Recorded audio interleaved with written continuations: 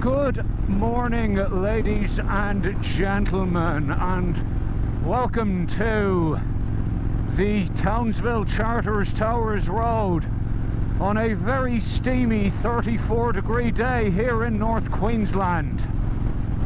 And I have the day off, and I'm taking myself for a ride around the Woodstock-Giroux Road, which is kind of the default motorcycle road in the Townsville region. It's just a really nice place to go for a ride. Great scenery, the road is pretty good without being too challenging, and even somebody like myself who is not particularly good at riding, is that a sidecar?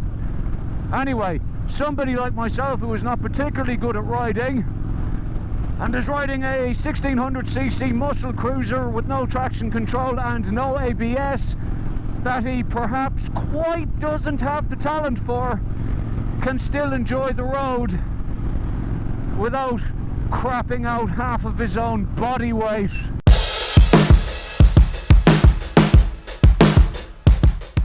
Something that I have been pondering over the last number of days is the effect that riding motorcycles has on a person's mental health. Specifically doing exactly what I'm doing now. Just getting out on your bike and riding through a really, really pretty part of the world, and how that is one of the best things you can do to calm down whatever nonsense is going on between your ears on any given day. Hello, cows. For those of you who don't know me personally, I'm actually a registered mental health nurse, and I've about 15 years experience in the field now. And while I would by no means class myself as an expert in the subject, I certainly have, I guess, the qualifications, skills and experience to speak in it with at least some authority. It's also worth noting that, especially when I was younger, I did suffer from some pretty major mental health issues myself. Most notably some pretty crippling anxiety and panic attacks, and a fairly major alcohol addiction. So I guess I've seen the whole thing from both sides.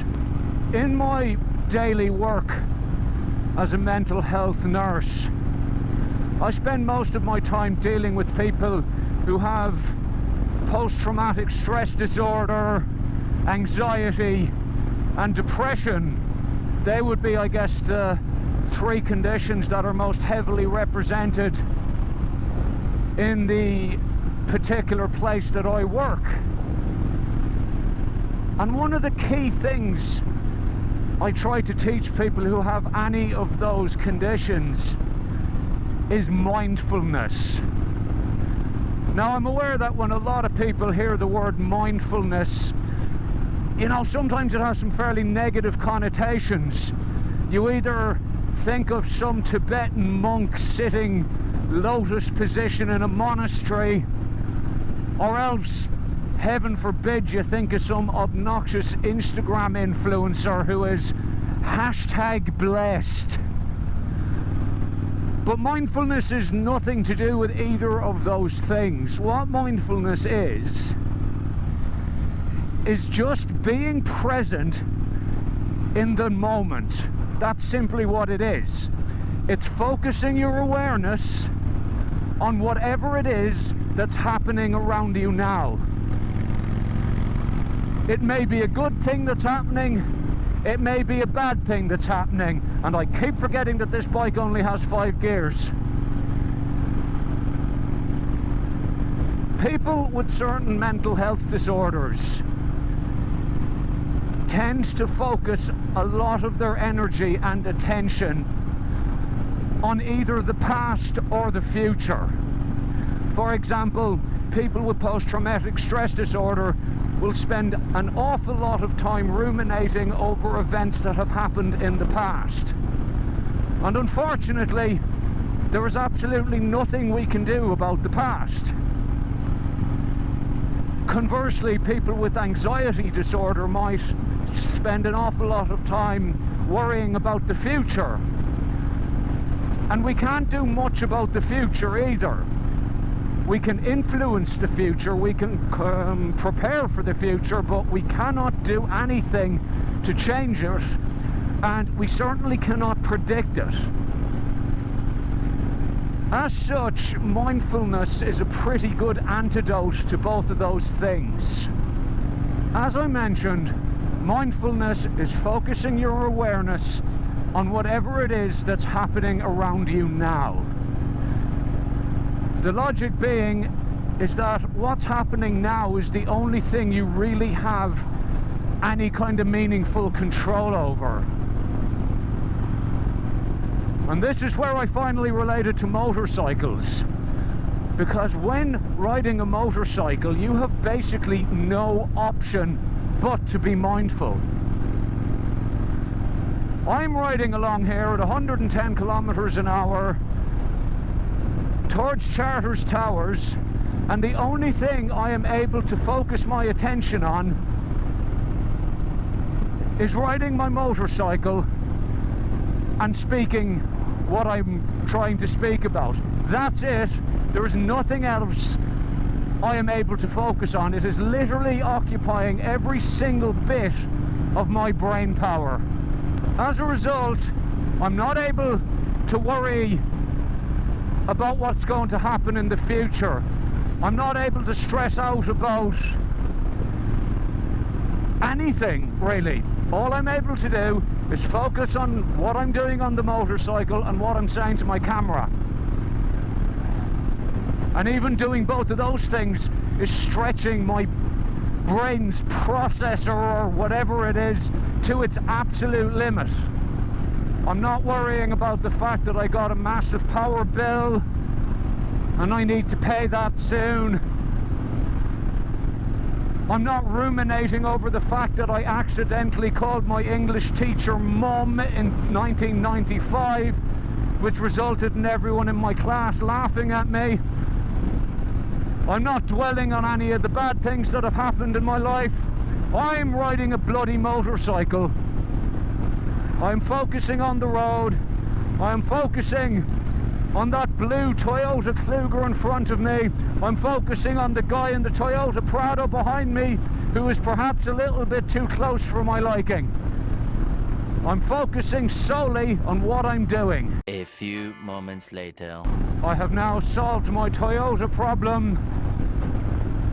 Perfectly legally, officer. What mindfulness does is give your brain a break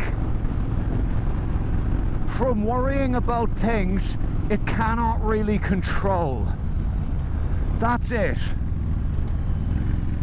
It's sort of like giving your mind a little holiday from all of the crap it's had to process over the years. Nothing more, nothing less. You don't have to be some sort of Buddhist monk, nor do you have to post pictures on Instagram about how perfect your life is.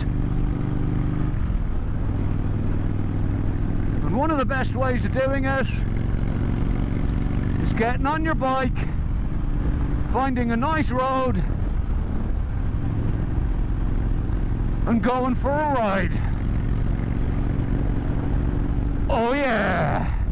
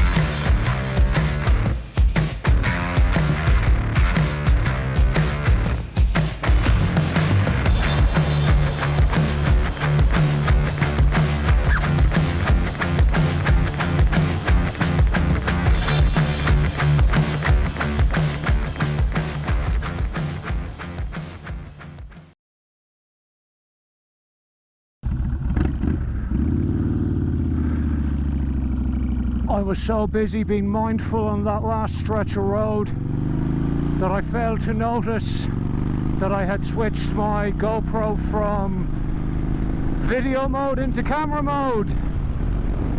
But I don't care, because I just enjoyed the damn ride. Anyway, we are back in the sugarcane fields of Guru now.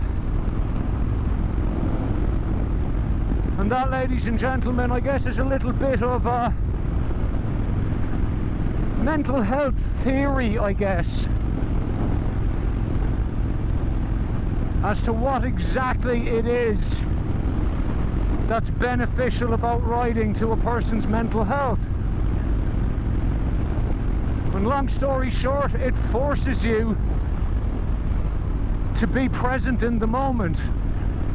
Because in my case, when I'm riding a 1600cc 300 odd kilo slab of Japanese pig iron, I can't really afford to have